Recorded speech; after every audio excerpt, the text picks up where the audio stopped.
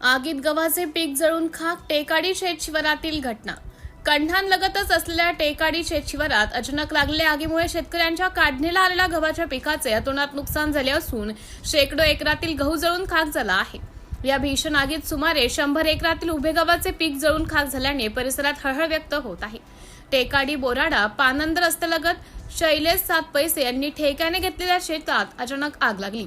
वाऱ्याचा वेग जास्त असल्याने आगीने काही वेळातच रौद्ररूप धारण केले आणि शेजारच्या शेतांना कवेत घेतले।